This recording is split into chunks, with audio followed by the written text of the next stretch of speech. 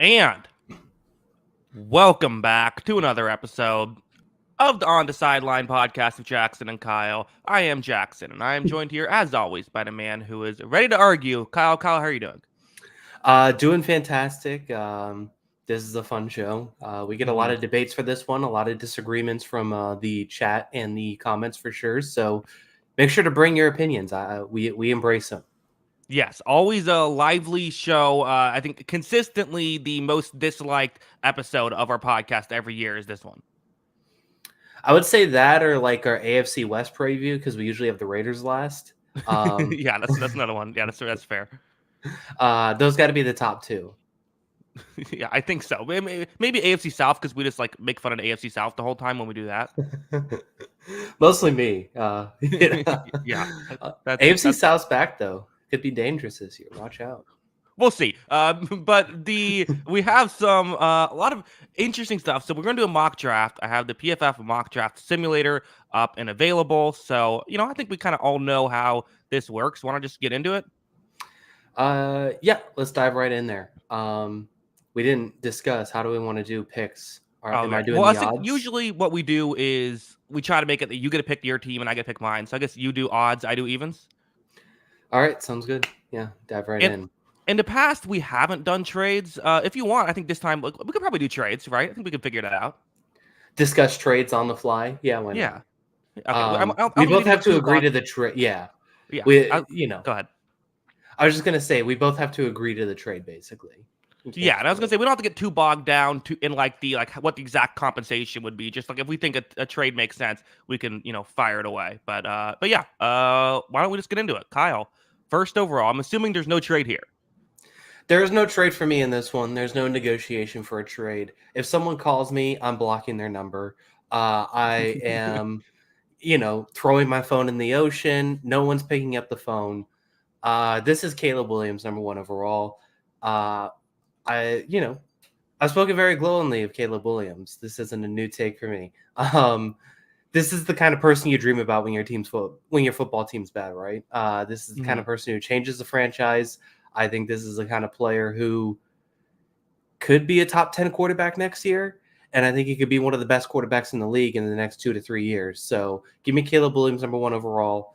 This is probably going to be Chicago Bears' best quarterback ever. And this is a huge change for their franchise. Yeah. I mean, it's, there's no such thing as a perfect prospect. I'm lower on him than you in the sense that I think that there is, I think that he still is a human. It feels like you've very much gotten very excited with Caleb Williams, but I think I agree with you. He's the number 1 overall pick. He should be the number 1 overall pick. Also, I should mention, we have done forever on Caleb Williams. We can move on. The way we're doing this is we are not doing what we think is going to happen. We are doing what we would do if we were these teams. How would we view it? If I'm Washington, I'm still taking Drake May, so that's where I'm going to go here. I know that there's a lot of Jaden Daniels hype, but what I would do, I would go with May. I would too. And as someone with a huge interest in who's picking 3rd overall, I hope Jaden Daniels goes too. And I like Jaden Daniels to an extent. But this would be just a huge, huge moment. I think Drake May has, the funny thing is I saw a take on Twitter actually today. And I thought it was a great take. I was really jealous of it. And the person on the tweet basically said, I think there's a higher chance Drake May becomes the best quarterback in this class compared to the worst of the big 4, that being these two, JJ McCarthy and Jaden Daniels. I just think that the arm talent is special. He's one of the younger quarterbacks in this draft class. I think there's room for him to grow. There were mistakes, but I also think it was a lot of mistakes based on the fact that he was on a pretty bad football team and he was trying to rise, he was trying to lift that team almost up by himself. And I think there's a ton of talent there. I think he's got some of the best arm talent in the draft, and I would absolutely take him 2nd overall. Yeah, a lot of people in the chat saying Caleb Williams is going to be a bust. So I guess that's a popular opinion among the chat. So that's an interesting one. Kyle, are we sure Washington isn't just going to take Jaden Daniels because Chris Sims said that's his quarterback too? Are we sure that's not what's happening? It could be that. I struggle with this, and like I said, I want Drake May 3rd. So as a biased fan looking at it, I'm still like convinced there's like a smokescreen thing going on, and they're just kind of Okay. rope a doping Hmm. everyone, and still going to take Drake May tomorrow.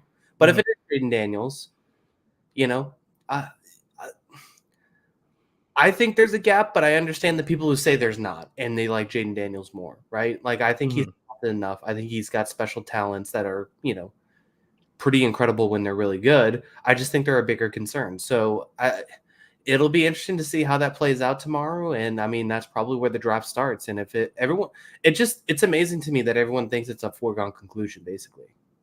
Yeah. I'm with you. Well, then let me ask you. Number three.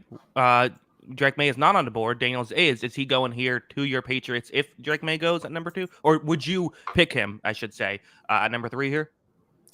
I would. I I think at this point you still got to take him.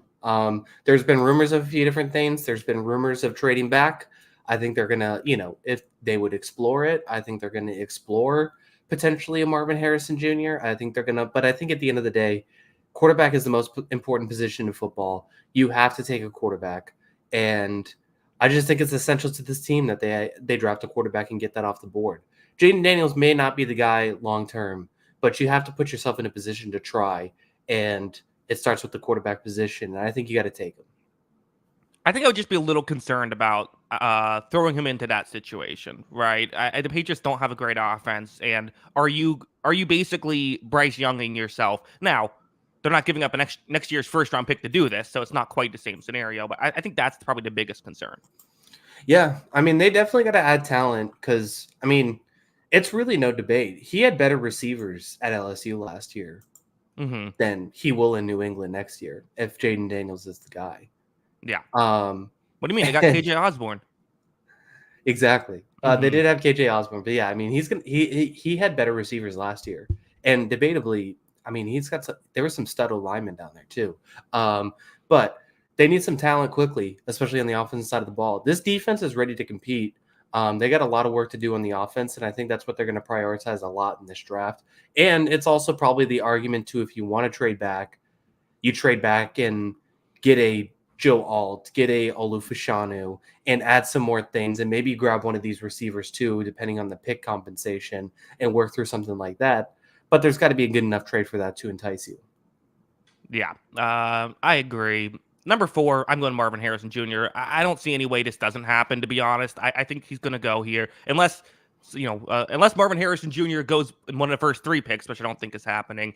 I just think this is locked in. I've seen some people say maybe a trade. I don't think they're going to trade. I think they want to get a star receiver to actually give Kyler someone to throw to.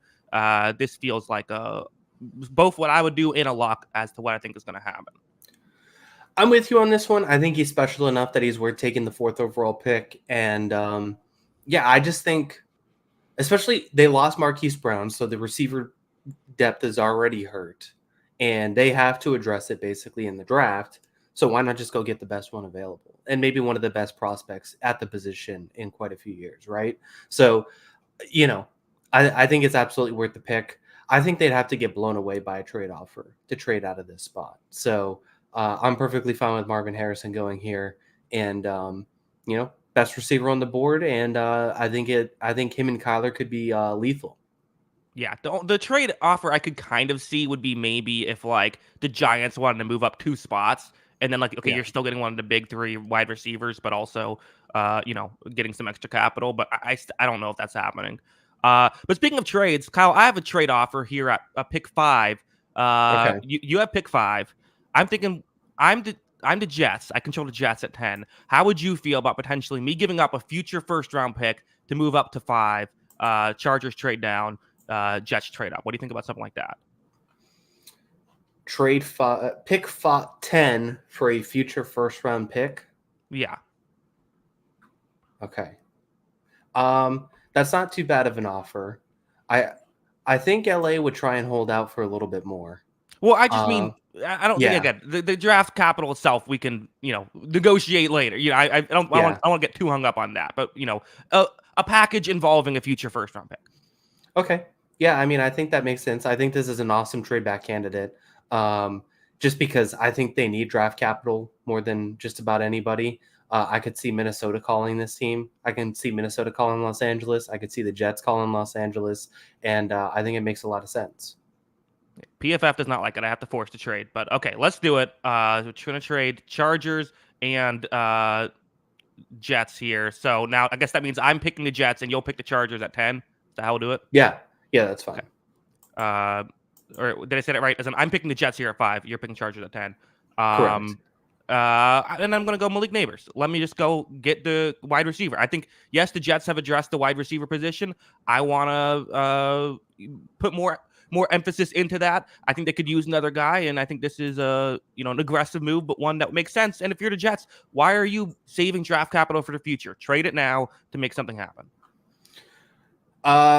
Yeah, I mean they're all in, right? So if they're all in, they got to go get someone like this, and I think it makes a ton of sense. So I'm completely with you on that. And I mean this offense could be awesome if everyone's healthy, right? If they get a healthy Aaron Rodgers with this team, I mean they're going all in for that Super Bowl. So I think it's a really good draft pick for the Jets, and this might move that needle a little bit further. I think if they did this, if they got Neighbors.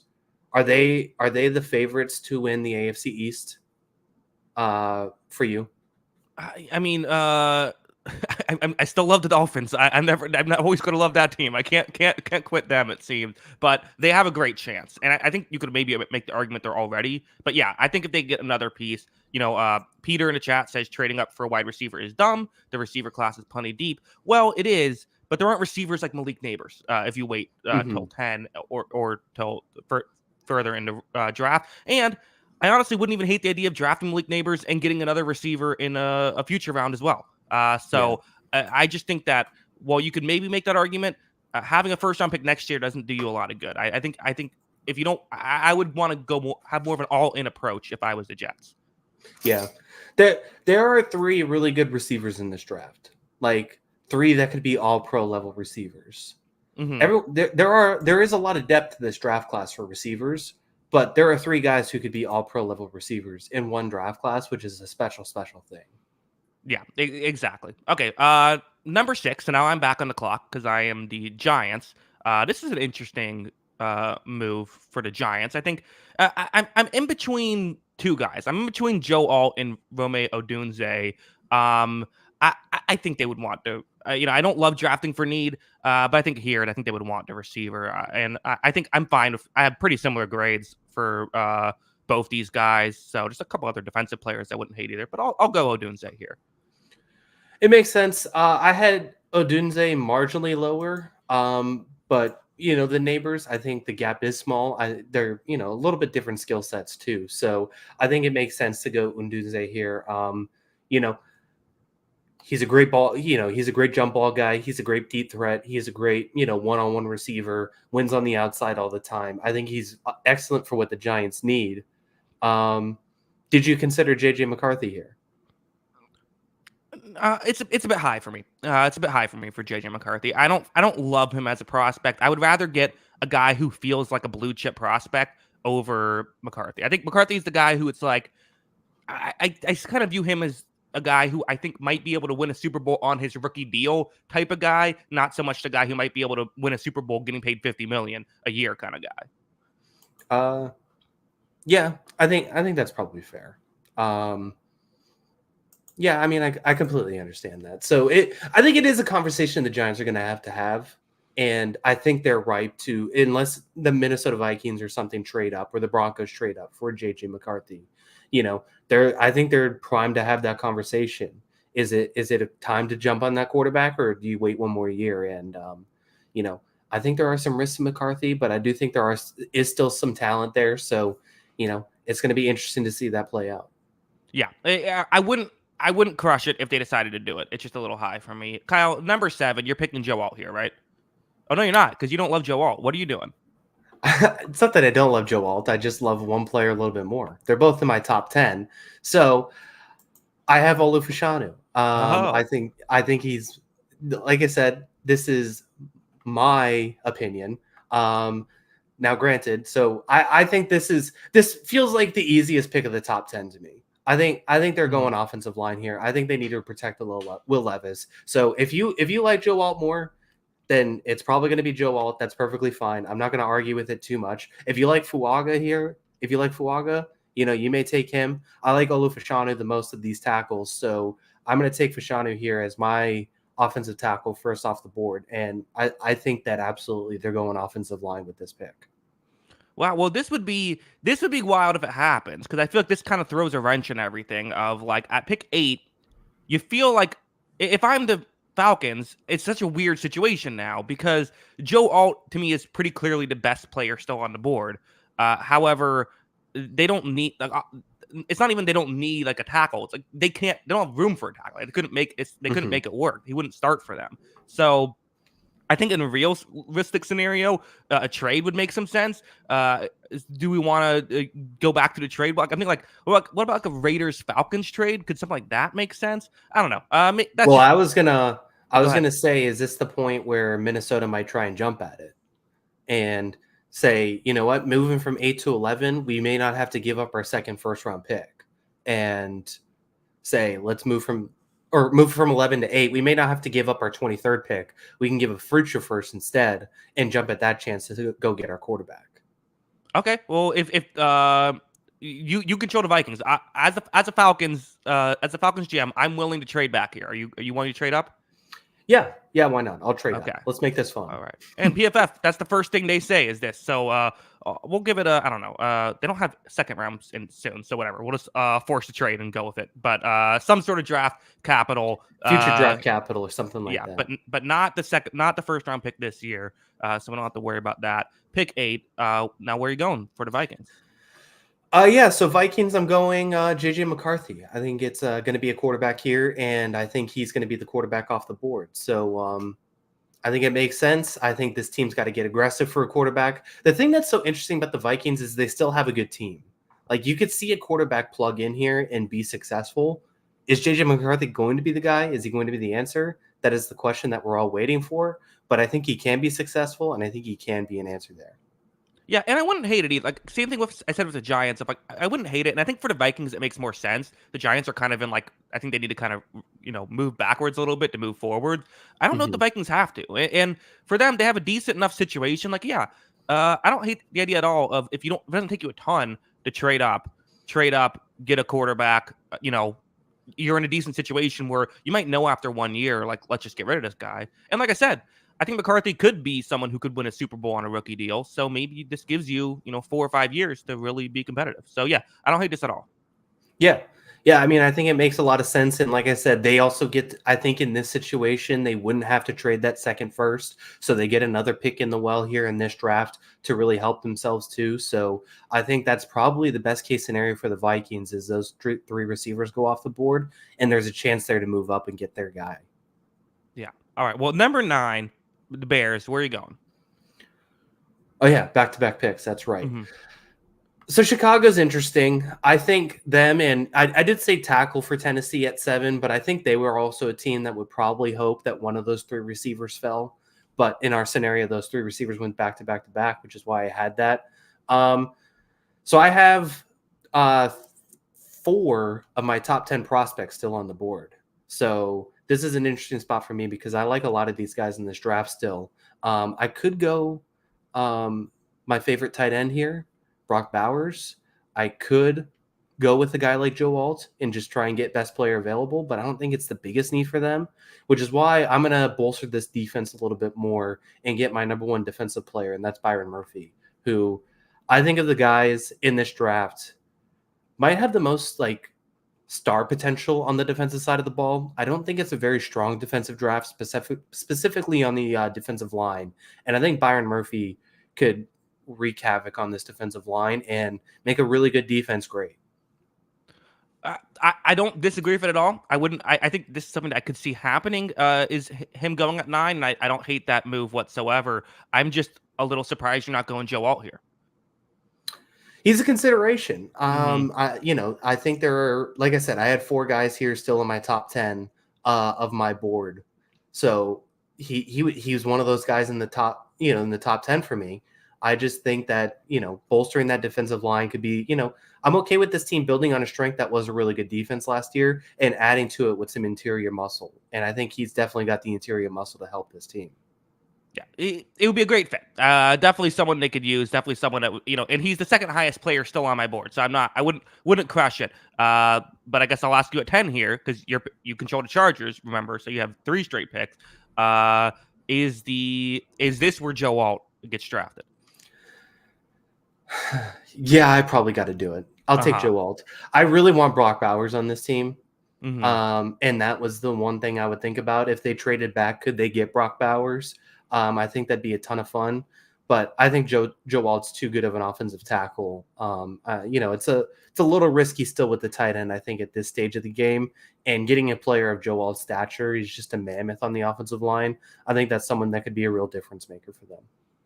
And what a move for the Chargers if they pull this off. If they, get the extra first round pick and still get a good off, what a lot of people that, aren't you, Kyle, feel is the best offensive lineman in this draft class.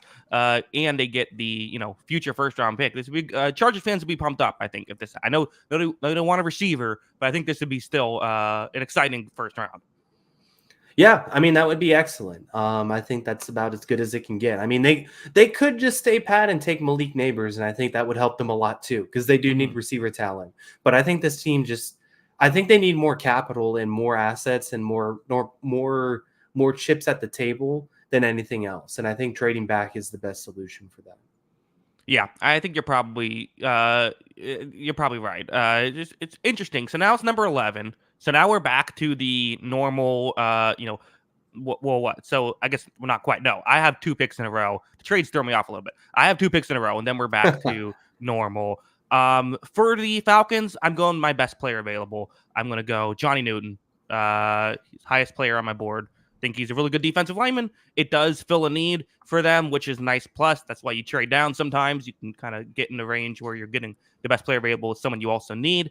I think, at least in my opinion, best player available. To me, I think this is a lot. I know a lot of people want to go Dallas Turner here, but I like Newton better as a player. So whether you prefer Dallas Turner or Newton, I do think a trade down would make a lot of sense for the Falcons, as I'm not sure if someone's going to kind of snipe in front of you there at the edge position. And I know Yeah, Newton's not an edge, but right. Yeah, I mean, there's a few different options there for the Falcons, but at the same time, he is a really good player. And I still continue to say what was amazing about him is Illinois constructed an entire defense around a defensive tackle, and that's because he was that good. And that's just a rare thing to have. And at minimum, I think he's going to be really good against the run and really impactful that way. And at max, I think he could be an all-pro level defensive tackle too. So I think getting that kind of player, I think it's good value, and I think he's really going to help this team be successful. And they still could bolster some stuff on the defense for sure. yeah, I think, and there aren't a lot of holes to this Falcons team. There really aren't. Like the Falcons are, Mm-hmm. they're looking pretty good. Yep. Yeah, I mean they're in a pretty good spot.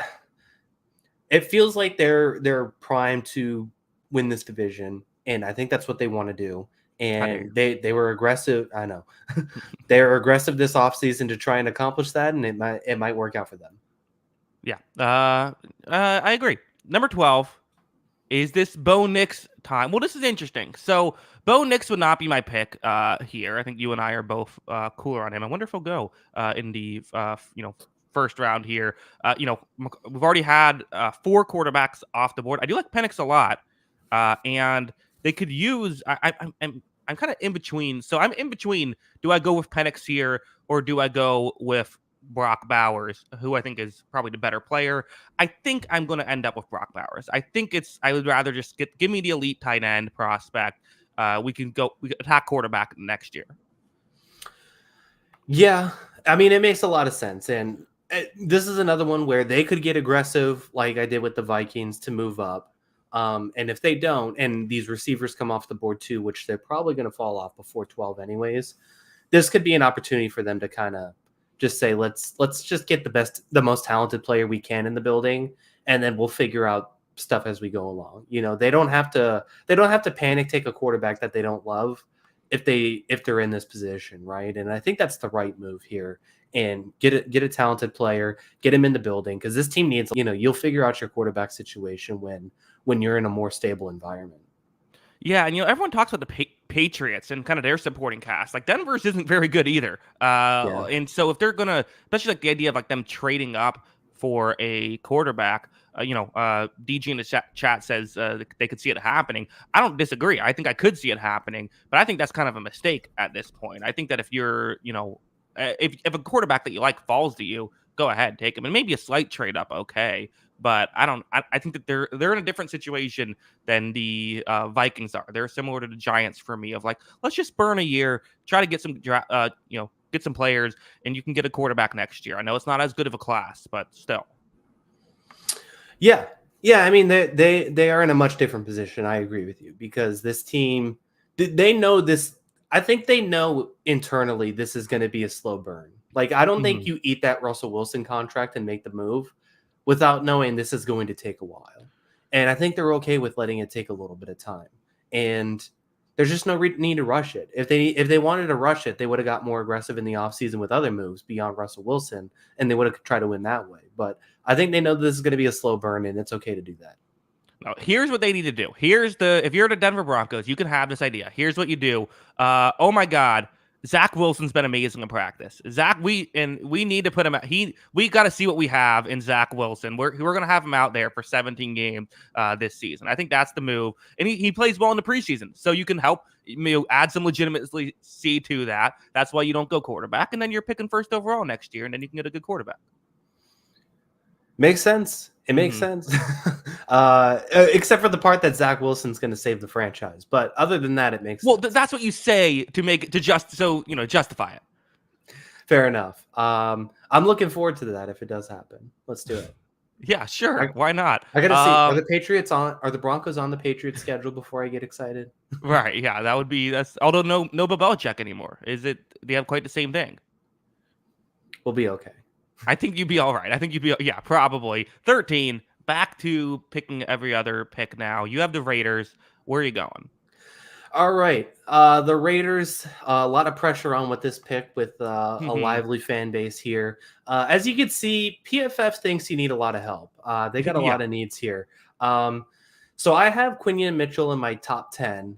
I have Cooper DeJean at 10, and I have Talise Fuaga at 12 on my big board. So I think all three of those guys also would help the Raiders. They're all kind of positions I think they could really go for. So the question is, which one do I want to take the most? I think offensive line's a bigger need for them, but I just think Mitchell's a more talented player. So I'm going to go Quinion Mitchell here at 13. There's not any thought of a potential quarterback pick here. I thought about it.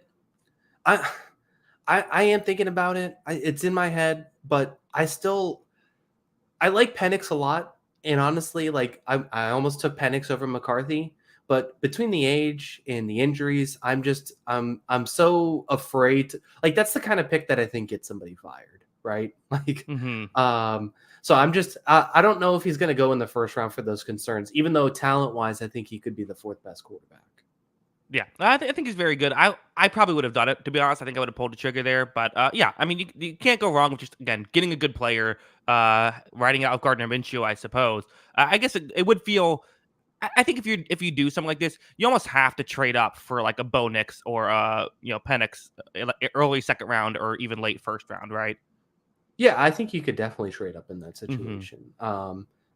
There's a few teams at the top of the draft that I think would be more than willing to move backwards for you. So, yeah, I think that they can, or maybe a guy like Nix is there, or a guy like Spencer Rattler is there. Yeah, sure. Definitely possible. Again, I don't know if Spencer Rattler's selling a lot of tickets. I like him more than Bo Nix. I don't know. Sure. Yeah.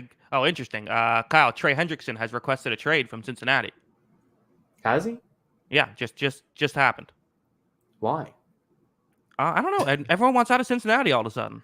Yeah, I know. Are they gonna be the dealers of the draft day between him and T Higgins? Could that be a That'd be quite variable? a Bengals fan. Imagine how upset you'd be as a Bengals fan if you lost both of those guys on one day. That would be rather intense. That would be very tough. Yeah, I don't know. 14. 14 on the list. I'm going highest player on my board. This might be a controversial pick, but for the PFF draft board, it's not that controversial. Leyu Latu is my 10th overall player, highest player on my board. I think they could find room for him. I think he'd be fit the Saints well. He is going here at 14. It makes sense. That'd be a really good pick. I like him, like you said, and I think he's very talented. I think so. I guess this is the part where we get to the Dallas Turner thing of it all. Like, obviously Dallas Turner is still on our board. I think that's someone that would definitely be considered there. But I think it's a justifiable selection if you want to do it. Personally, I like Turner a little bit more, but I could see the argument. Sure. Rob in the chat just wrote boo. Okay. Sorry, So man. just Rob's not a fan of it, but you can't please everybody. I think he wanted Michael Penix at 13. I'm sorry. Oh, okay. Booing you. I thought it was booing. I see. Yeah, I was mad at you for the no Penix selection. Okay, He was well, in my consideration. It's people okay. are on my side, not yours. This is good. Yeah. It would definitely be a justifiable draft pick. I wouldn't get that mad at it. I'm just a little concerned. Yeah. Penix is the best quarterback in this draft. If you can make the Huskies a winner, you can do anything. There might. Yeah, I think. Well said. Wow. I agree. Huskies won a national championship, like, what was it, 25 years ago? Maybe longer? I can't That's remember. not that long. That's not that recent. It's a little bit. Kyle, I'm 28. College football is like hundreds of years old. It's okay. I guess, I mean, and the Earth is, however old it is, in the grand scheme of things, sure, it's not that recent. Yeah. Fair enough. I don't know. I think it's they were pretty good. They've been pretty good for a while. Okay, we'll discuss that at another time. 15, Colts, get back on track. Where are you going? Cooper DeJean. For some reason, this just works for me. Like, just think of the white cornerback in the white Colts jersey with the white helmet. I don't know. This just works for me. So Cooper DeJean, it's also a need for them too. So I guess that's important too. So that's my pick. Yeah, I mean, aesthetically it works. Scheme-wise, does it work? Are we seeing Cooper DeJean in this sort of, I feel like we like him more. Again, it's just me. I mean, I'm lower on him than others, although I still like him. I guess it could work. I think that you're kind of maybe limiting. I like him more as almost this, like, safety corner hybrid type guy. I feel here you're really just having him play corner. Potentially. I'd be interested to see if they could adjust anything to, like, make him a little more free. But I also think he provides stuff in special teams, and I think he's also just a pretty good cornerback too, as it is. So I think it makes sense. Sure. Also, clear up a couple questions. Just doing the first round. Only doing the first round, and this is a what would we do mock draft, not a predictive mock draft. Yes. I understand it. He's not my favorite corner still on the board. But again, I have a little bit different corner rankings than most, so I would not. I don't hate the selection whatsoever. I guess I'll throw to other. Would you have considered Brian Thomas Jr. here, or is that just too early? I would have considered it. I definitely would have considered him in Ladd McConkey, but I think it's still a little too early for me. Yeah. Next on the list, 16 to Seahawks, which I mean, I think Talise Fuaga, I think they're rushing in to make this pick if it happens. I feel like he's a good player. He might be a guard, but I don't think that's terrible for the Seahawks. I think that might even be where they want to play him. I don't know. For me, this feels like a pretty simple selection. Makes a lot of sense. It could also be Dallas Turner in this situation. But yeah, like you said, I think they got a really young offensive line that, if everything pans out, is really talented. And he would be adding to that and make it really dangerous. So I think that makes a lot of sense. It would help bolster this offense that I think should be a lot better than it was last year. And that'd be a good pick. It's kind of frustrating, right? This happened to me earlier when you kept passing on Joe Alt when it made sense. Now I keep passing on Dallas Turner when you feel like it makes sense. It's annoying, right? You want you're like I want this guy to just be chosen. Yeah, no, it's definitely the case there. You gotta I had the one team that it didn't make sense for, I think, in the last few picks. So it works out for me here though, because in case you didn't realize, the Jacksonville Jaguars need an edge rusher. I don't know if this has been talked about a lot. We're going to go with Dallas Turner with this pick. And I think similarly to the Seahawks, they would be running to the phone to make this pick. I think this is a good pick for them, and I think it would immediately fill a need. I don't know if they would. Maybe. I don't. So I agree with the thought process. Totally agree with it. I think it's a good pick. All that stuff. The only thing might disagree with is I don't know if they want to give up on Trayvon Walker. I just don't know if that's what they want to do. Like he did have 10 sacks last year. I know like that's kind of a pretty misleading number, but like I just don't know if that's how they've. I agree they should be looking edge rusher, but like I don't know if that's what they're going to do. Well, maybe, but Walker could also do different things, right? Like that'd probably be the goal. And I don't know. It'll be interesting to see how they handle this because I definitely think they need more pass rush help. But if not, they're probably hoping Fuaga goes to is there at 17 because that's probably the guy they'd want for that offensive line. But I just think that's the kind of player they need. Yeah, it's the logic totally makes sense. Even if you like Walker, still draft Dallas Turner. He's he's the best player if you feel he's the best player available. Which even me, who's lower on him, this is the round where I have him on my board. So like I think it's smart. Yeah. The logic behind it makes it's a smart pick. Yeah. If I had said T Higgins for 17. Cincinnati. Would you have considered it? Interesting. I don't think so. Well, I no. I would keep if I'm the Bengals. I'm Are you paying. sure? It depends on like what T Higgins wants of the contract. I don't know that. If he's saying like give me like 35 million a year, then okay. But like assuming we can work out a deal, I'd rather work out the deal. Fair enough. Yeah, I mean, I think it's a conversation. I think that would also be an interesting trade variable. I don't know if Cincinnati, they would have to love two prospects, obviously, at this spot. But it would be pretty fascinating if that became a conversation point. Yeah. Well, here at 18, Kyle, let's get, this is going to rile up some people once again, but I'm going to go with my favorite corner. Give me Kool-Aid McKinstry, who is going to go 18 to the Bengals. I would love this fit. I think this would be a perfect fit. That sort of cover 3 zone thing they like to do. I think it'd work perfectly. He's my favorite corner. They could use a corner, I think. Let's lock it in. Yeah, I mean, they could definitely use a corner. Never hurts to have some defensive back depth, I think, too, especially with the teams they're competing with for the AFC. And yeah, I mean, I think that makes perfect sense. I think the one question would be, I have Amarius Mims a little bit higher, I think, than you do, and he was someone that I would probably consider with this pick. But getting a player of McKinstry's value, if you value McKinstry at that level, I think he could be a very good corner. And, I think he could surprise people next season because I don't think his tape was very good last year because I don't think he cared as much. And I think the year before he was awesome. So it'll be interesting to see how it works out. I would like to see that in the draft interview. It's like, oh no, coach, don't worry. I didn't care last year. That's all that was. I was just not trying. Don't worry about it.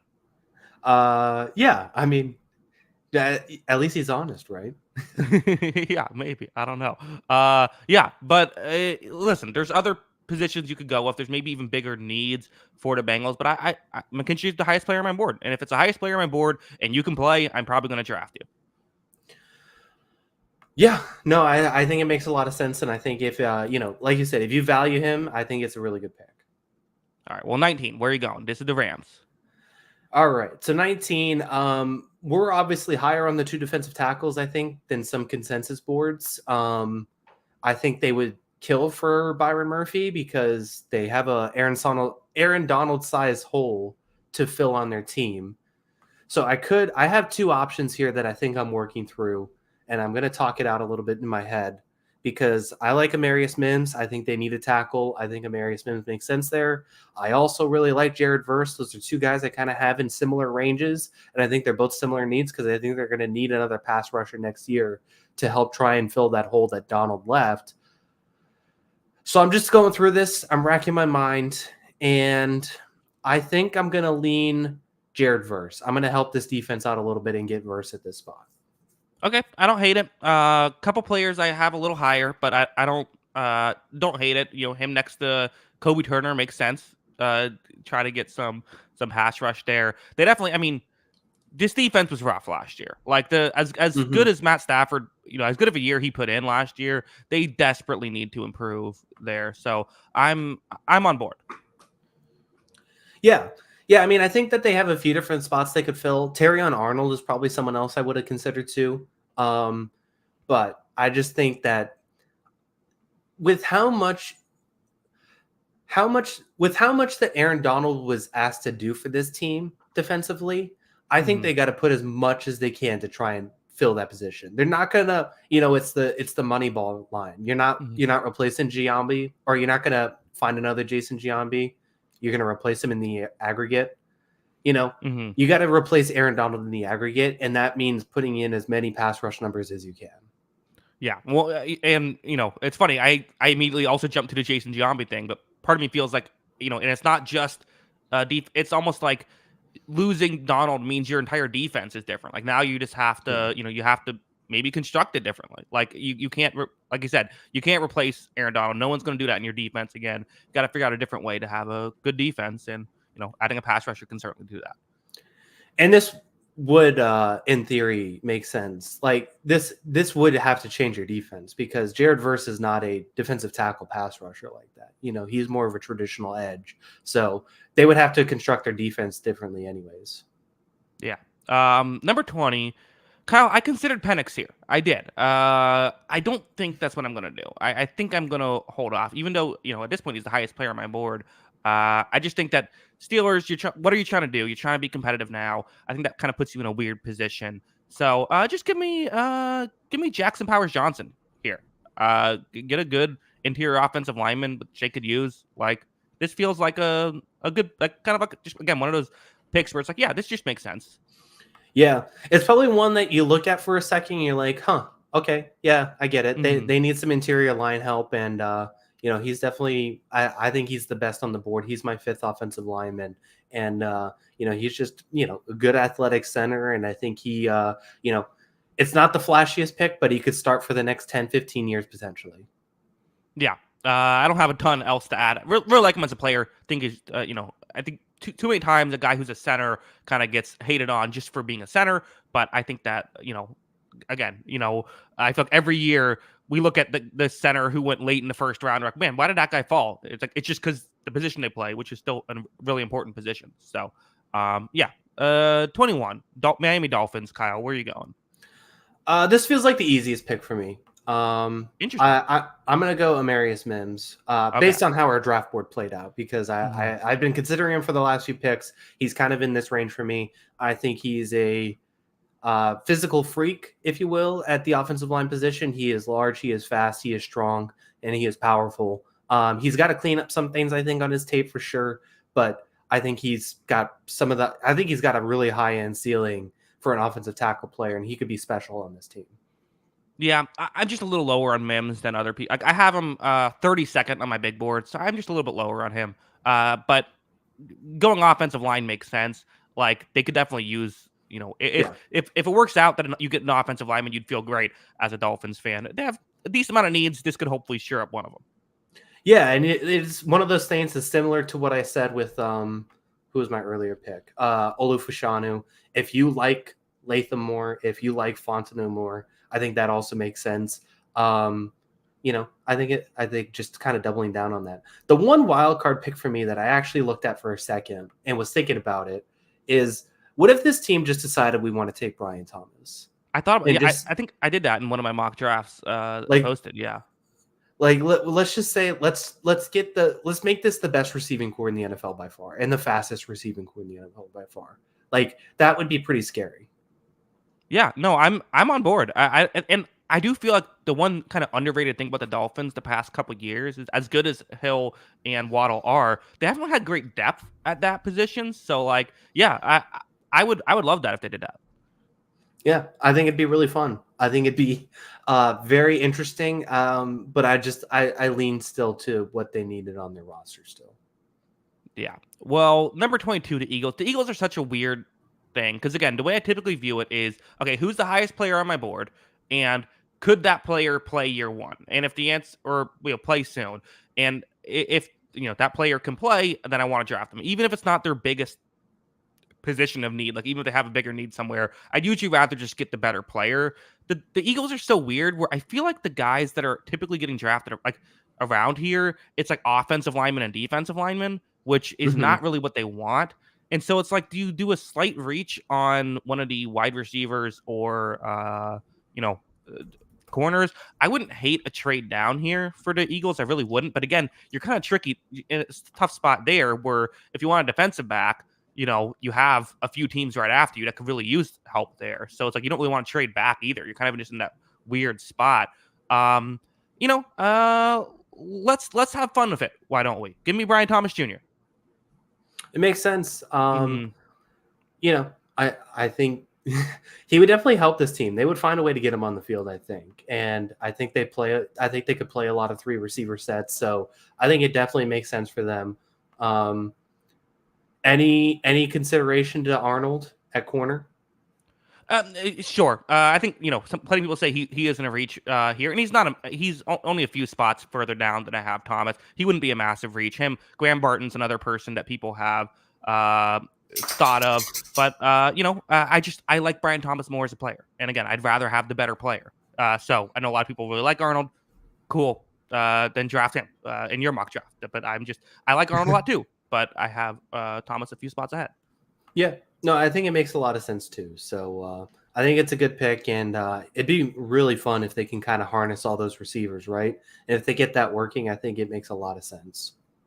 Yeah. And the thing too is like, I mean, we saw what AJ Brown getting out in that playoff game. That offense just looked horrible. Like, they need those two receivers healthy, and if they can't have those guys healthy, like they're screwed basically. And it's like anytime you're going into a season saying we need like these two players to stay healthy or we're screwed, like that's not a great situation to go into. I get they need defensive back help. There's a lot of wide receiver depth and defensive back depth, but I just feel like the difference between Brian Thomas and the next best, in a defensive back you'll get in round two is bigger than the difference you would get between, Arnold and a defensive back you'd get in round two. Yeah, no, I mean, I think it makes a lot of sense. I agree with you there. So it would certainly be fun. It would be fun to watch, and that's probably what I look forward to the most. Mm-hmm. Yeah. Sure. It's just a fun pick. Come on, we're doing a mock draft. Let's have some fun here. 23, Kyle, Minnesota Vikings. So, reminder to everyone that JJ McCarthy is now on the Minnesota Vikings. So maybe that changes their strategy a little bit, having a quarterback. Where are you going? Uh, yeah, I mean, it's interesting. Obviously, you can't play it backwards like that in your head during draft time either. But I wonder if they would think like if Michael Penix is still on the board here, should we do it? Like, should we have not made the trade for JJ McCarthy and just waited and took a different guy there? Mm-hmm. Um, I think that would have been interesting positional player value kind of judgment. But we already made the trade. That's how drafts work. You can't back out on it now. So I am going to take J.C. Latham, and I'm going to help bolster this offensive line just a little bit more to help J.J. McCarthy because there's another one where I think it could be Arnold, but I think Latham also works here. Yeah, I like it. Again, I think you maybe argue are there more pressing needs, but again, get a good player. Like I think that definitely makes sense.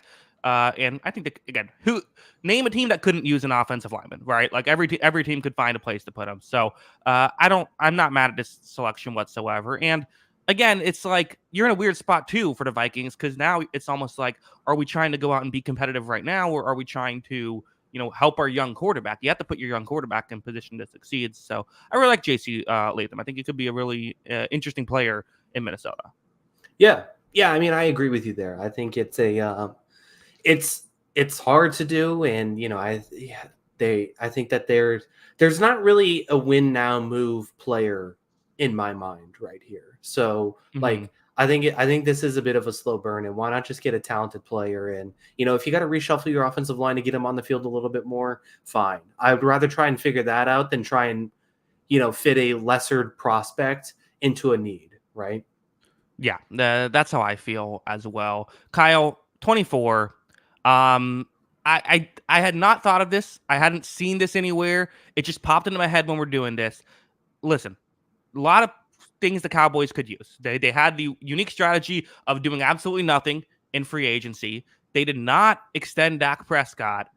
How about this, which would cause people's heads to explode? Give me Penix at 24 to the Dallas Cowboys. Let him sit for a year behind Prescott. And then, assuming Prescott doesn't have an MVP caliber season, then you Again, let Penix take over, let Prescott walk in free agency. Kyle, what do you think of this move? it's bold. Mm-hmm. It's definitely bold. I mean, man, I wouldn't hate it, honestly. Mm-hmm. I think it could be under consideration here, but you know, that's that's that's breaking my brain a little. Like, what? How do you sell this to Dak Prescott and a team that was almost the number one seed in the NFC last year? How do you sell this and say we're going to be okay no matter what? This is just a path that we're making contingency plans here. I mean, I know Aaron Rodgers eventually left town because of it, but like Aaron Rodgers did play multiple seasons after it, and he's not exactly the easiest guy to please, right? So I think you just say, okay, there are several ways. What you probably do is say, hey, we value the backup position. We want to make sure we have another guy, and you're a free agent. We don't know what kind of money you're going to want. We don't know. We hope it works out, but we don't know if it is. We have to have a backup plan. I think you do that angle. You do the hey, you are a free agent this upcoming season. We have to make sure we aren't in a position where we have no quarterback. So this is simply a contingency plan. That certainly makes some drama. The Cowboys love to make some drama. So Mm-hmm. yeah, that would certainly be fascinating for me. I would we would all be glued to our seats for that one. I I guess the question is, this is another one where I think Arnold is a fit too, where like I think Arnold could definitely go here in this situation and just say it's a fit and a player that we kind of need, but taking that shot on the quarterback that you think could be pretty good too also works. Yeah, I think the chat's a little bit behind because they're just kind of now exploding about this move. So I wonder if just there's usually a bit of a delay from when we talk to when it's live stream. I wonder if it's a bit longer today for whatever reason. But yeah, chat surprised by the Penix move. But as someone who's going to make videos about basically every pick in the first round, please let this happen. It'd be fun for me. Yeah, I mean, yeah, absolutely. It's it would certainly create a lot of discourse, and as a content creator, you would have plenty of videos to talk about it. Yeah, everyone's saying they have Trey Lance. I know, I'm aware. Yeah, I'm That's aware of that okay. fact. I didn't forget about that. Yeah, I got it. That would be quite all right. Uh-huh. Yeah. 25, Kyle. The Packers, who are in kind of a unique spot here. Where would you go if you were them? I would look at this for a long time. Mm-hmm. And there are a few options here for me to go with. And based on how this draft might play out, not our mock draft but specifically, I could see this team calling Carolina and just being like, we can move back a few spots and just pick up some additional assets if you want to come up and try and get a player. Because I think they could add a guy like Fontenot, definitely. I think he's a need for them. But I don't also think it's like a desperate need necessarily. So I could and they might still get a pretty good offensive tackle guard combo kind of situation at pick 33. So I could see them trading back in that spot. But I'm actually going to take Terrion Arnold here because I think it makes sense to add some talent to this defensive back room. We've seen some inconsistent play from Eric Stokes specifically, and I think this team could use another DB, and I think they could bolster this group for sure. Yeah, no. For one thing, I think Carolina, if you're trading up in the first round here, what are you doing? I think like you guys have so little draft capital as is. I think you stay where you're at, unless like Brian Thomas is still on the board or something. Like here's a guy you really like that falls. I'm with you. I know that like technically on paper, like what corner isn't even listed as a need here. It's a need. Like sure they have several guys. Look, if they all work out, could be good. There's so much question marks. I think getting another guy in the room would be a great move here. Yeah, no, I definitely think it would make some sense, and it would definitely help this team right away. And maybe he turns into that starting corner this year, and I just think we've seen too much inconsistency from this defensive back room to just be okay with not taking a guy in the first round if someone's there. And if someone of Arnold's caliber is there, I would definitely take him. I think, Tyler Nubin's another guy I would consider too for this defensive back room. Nate Wiggins is kind of an interesting player. He's so small that it's so tough to tell where exactly he would play, but he's another guy I think could also help. And I think you can consider all three of those guys to help the DBs. Yeah. 26. Kyle, every now and then, it's a dream scenario where top player on your board is also a position of need. Every now and then, on top of that, the top player on your board is a position of need and is a perfect scheme fit. And every now and then, that all happens, and it's your favorite team who is picking. That is the case here for me. Tampa Bay Buccaneers. Top player on my board is edge rusher Chop Robinson, who PFF is way too low on. Chop Robinson, perfect fit for the need. His speed would be so good in a Todd Bowles scheme that loves the blitz. I think he's a really underrated pass. He's a really underrated run defender. He can run defend pretty well, and is such an electric pass rusher. He is more than just a pure speed guy, although that speed rush is lethal. Next highest guy on my board. I think the Buccaneers need an edge rusher desperately. This would be a great fit for me. It'd be excellent, right? Mm-hmm. He's the next defensive lineman on my board as well. And there's a Shaq Barrett size hole here, and there's some similar qualities I think too. Especially as they use their speed as well. And so yeah, I think Chop Robinson makes a ton of sense. 10 out of 10, no notes. Yeah. All right. Well, then number 27, Arizona Cardinals are on the clock. They selected Marvin Harrison, number 4. So they have that. Where are you going here at 27? I'm going to take a bit of a gamble with this pick. That's their second first round pick. I think they have an opportunity to do it. I'm going to take Nate Wiggins, who, as I said, I think is a pretty interesting player. He grades incredibly well. I think he's a really talented guy, but he's not the biggest. He's 185 pounds. I think he could get moved around a little bit, but I think this is the worst secondary in the league. So I think that they really could use the talent here. So I'm going to take Nate Wiggins.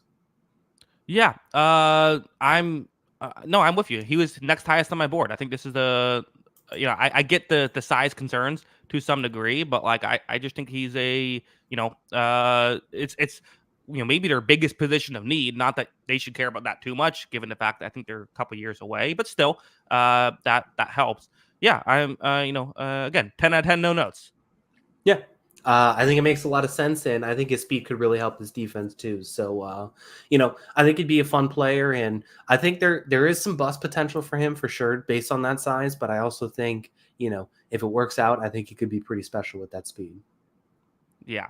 28 to the Bills. This is not a great situation, to be honest. I think if I'm here to the Bills, I'm trading out because there's some receivers I like, but again, it feels like a bit of a reach. Going like Lad McConkey here, like maybe they could do it, but I don't know. That's not really where I want. Oh, go ahead. I was gonna say, so I have a few trade options for you. Okay. The Commanders at 36.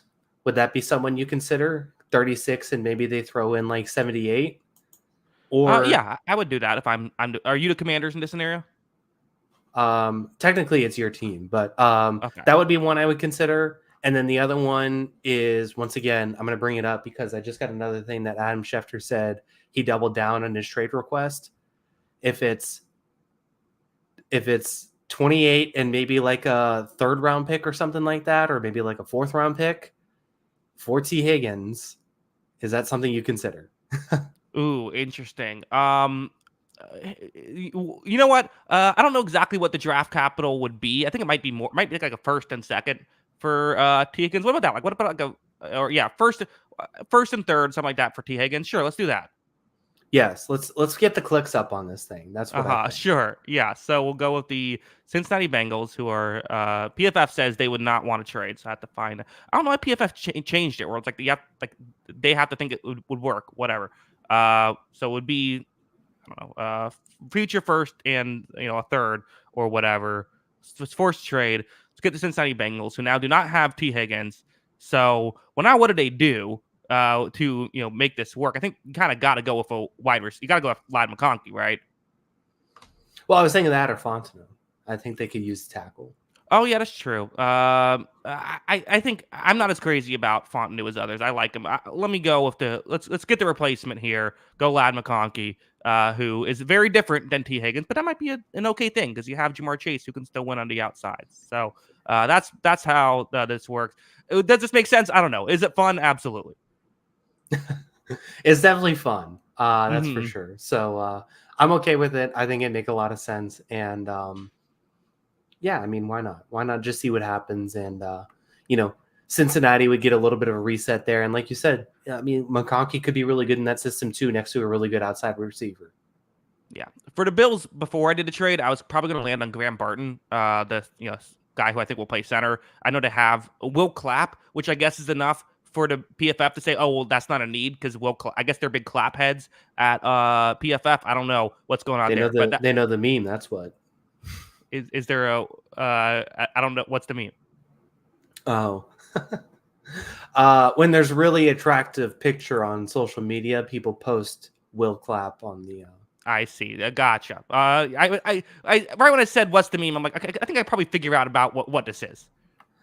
Yeah. I mean, it kind of fits Not a for him. I tough don't one know, to man. decipher. Yeah, exactly.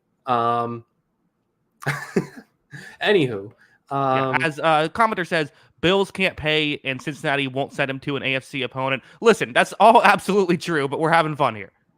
yeah, why not? We'll figure it Hmm. out. Uh-huh. We'll restructure some deals. We'll figure it out, man. Yeah, They yeah. can't figure it out, but we will. Right. Just have one of those deals where you're, maybe part of the deal is that the Bengals are paying for him this first year, T. Higgins this first year, and then the Bills take over year 2. Boom, done. Yeah, yeah. I think it's that makes perfect sense. Don't Yeah. question us. Right. This is official. It should not be questioned. Kyle, 29. The Detroit Lions just paid a bunch of money today to a couple players. Where do you think they should draft at 29? Oh, who did they pay? They added, didn't add, but they gave extensions to Amon-Ra St. Brown and Penei Sewell, made them both among the highest at their positions. Oh, good for them. Hmm. This draft did not break Detroit's way for me. I'll be honest. Hmm. I think the corners that they would probably want went off the board in Arnold and Wiggins. I think the edge players that they were probably looking at went a lot higher than they were anticipating. I think those are two things that they could definitely need. So they're in a tough spot. There is a guy though in an edge that is a little bit of my wild card. I like him a lot more than I think some other people. He's actually the top of my second round, but I'm okay to reach here just because there's not a lot of positional fits, I think. And that's Marshawn Nealon at Western Michigan. He's a guy I really like. I think he's super talented. You're going to have to look him up because I don't think PFF has him very high.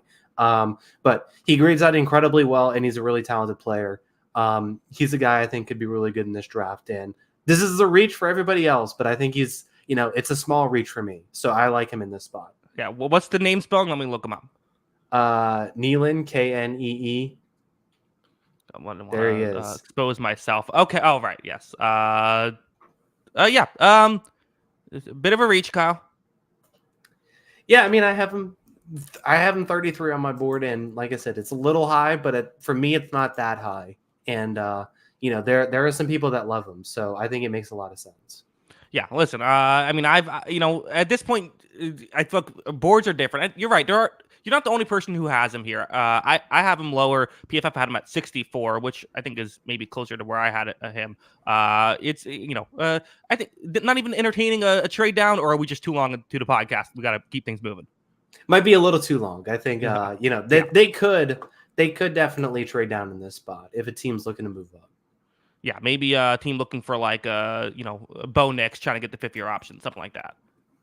Yeah, no doubt. All right. Well, next up on the list, next highest player on my board is Graham Barton. Obviously, the Ravens don't really need a center, but I think Barton could play guard as well. I'm interested. Let's add him. Yeah, I think he's definitely the kind of player that feels like he could play across the entire offensive line and figure it out, right? Mm-hmm. Which maybe he's not a perfect fit at any position, but I think he could be pretty good. And I just trust the Ravens to kind of coach up players like that. So I definitely think it makes sense. Yeah. Number 31. Where are you going? All right. San Francisco's in a tough spot here too. This is another trade down candidate for me. But I am going to go with let me go Mike Sanristel. Oh my gosh, can barely say it.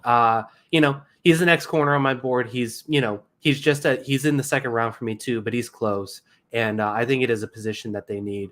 And they're also probably looking for someone like Graham Barton here to go in this spot. Interesting. Yeah. This is like one of those. It's a mild reach to me, but not a massive one. And I think that he's a good player. I think he would, he can definitely add to them. I do, I have to ask. Troy Fontenot on the board here, not going there. It's a bit of a surprise. Oh shoot! I thought he got taken. My gosh, I was looking at something else, and I was Okay. looking at my paper. Okay, that's a bit of a mistake on my part. That should be Fontenot. Yeah. Okay. Let's just pretend he got taken. Okay, so Fontenot has been taken. Well, this screws me up because I was going to take him at 32. Yeah, because I was looking at my paper. I was like, oh yeah, he got taken already for sure, and then he was still there. So, whoops, sorry everybody, but yeah, Fontenot, 31. Okay, well there you go. That's okay. Fontenot. Just pretend Mike Sancho is Fontenot. So that means brings us to 32, where it's I don't love where this is broken down for the Chiefs either. So I'm kind of trying to think what's the I what's can the tell you move? who I take. Who's that? Keon Coleman.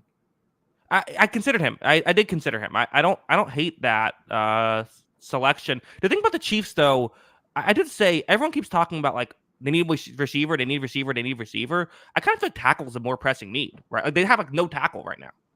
Yeah. Well, they still got Juwan Taylor.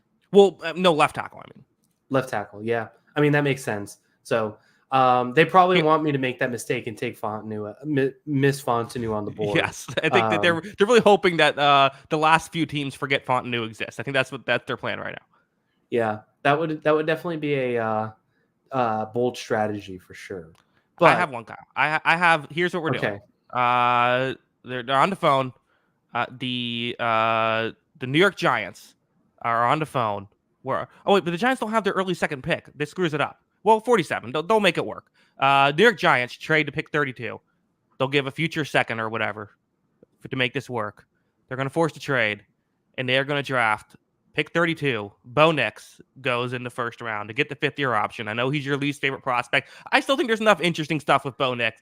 I would take him at pick 32 if the situation is right. They wouldn't, I think that maybe the Raiders and Broncos, who didn't get him in the first round, would consider it, but I don't think the Chiefs would want to trade in divisions. So Bo Nix goes at 32. Yeah, I guess. Mm-hmm. I mean, you hate Bo Nix. You don't think he's worth. Where would you draft Bo Nix? Top of the third round, maybe late second because of positional value. I continue to say I would take Spencer Rattler and Michael Pratt over him. I like those guys more. But maybe it works. Maybe it does work. There is still some talented things about him. He clearly had figured out the college game. Maybe he grew. He continued to get better. So I think it makes some sense. But yeah, I think it would be an interesting pick. That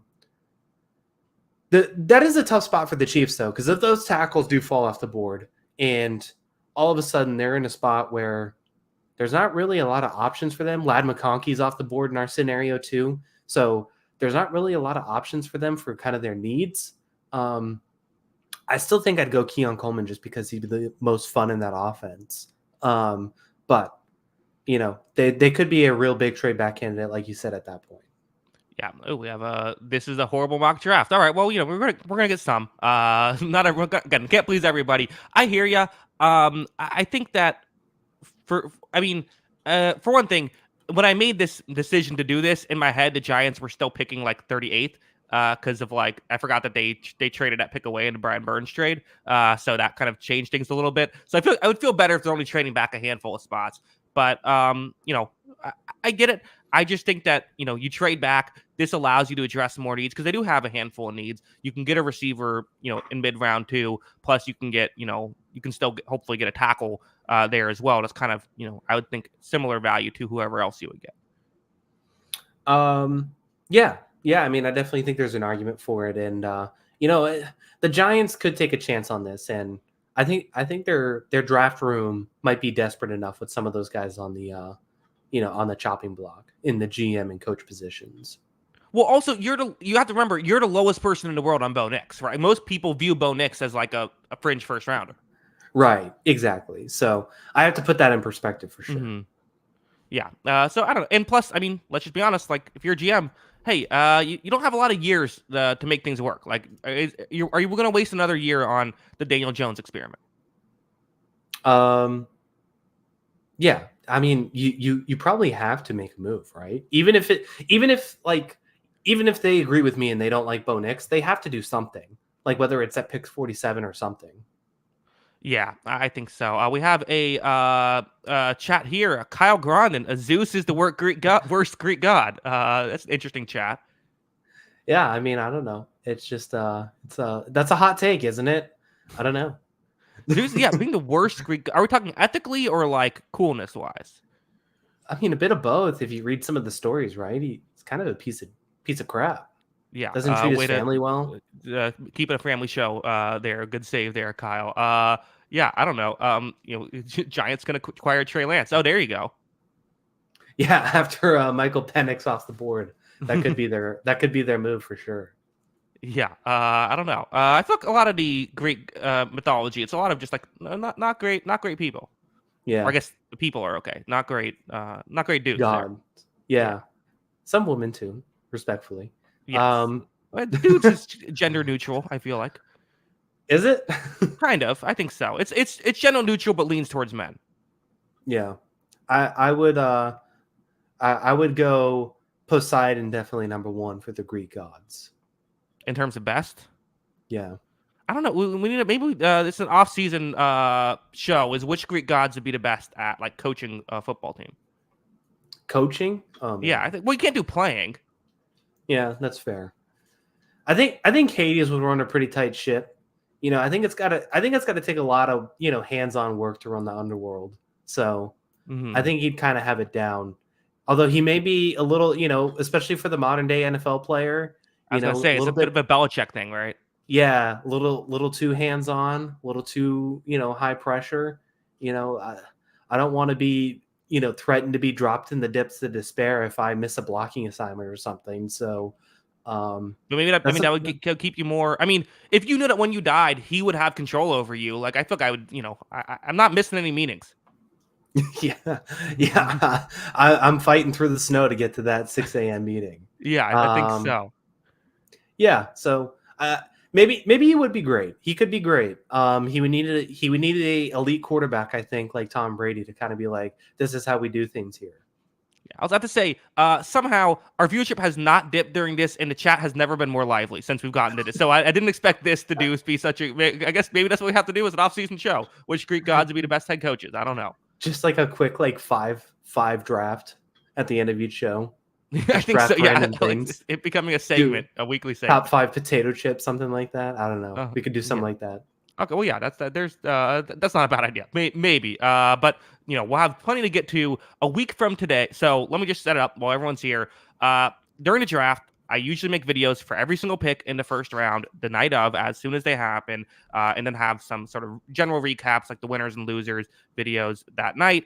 Then I kind of will periodically throughout the next, the bigger picks that the next couple days we'll usually have videos out for that. So it's the busiest weekend for me personally on this channel. Tons of videos, and then after the draft, I will have a draft recaps for each team. So 32 overall recaps will be posted this weekend. So gonna be probably around 100 videos posted within the next 4 or 5 days here on the channel. So be on the lookout for that. Plenty of content. If you're interested in what your team did, this is the channel to come to. I guarantee you I will have talked about it.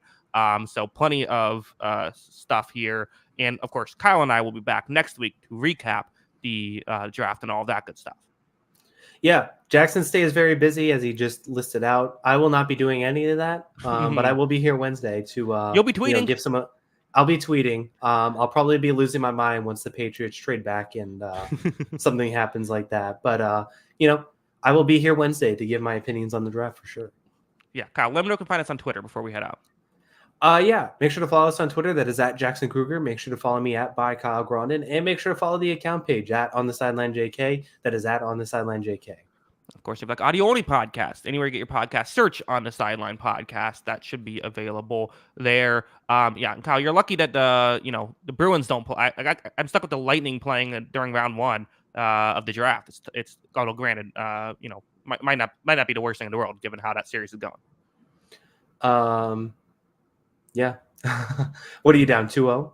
Yeah, we were down 2-0 in game two. We came back and tied it, and then Bob Vrosky made like one of the best saves of the year. So that was we lost in overtime. So I feel like we've been kind of skating uphill that entire series. But hey, you got the Leafs. You can't lose to the Leafs, Kyle. You can't. That can't happen.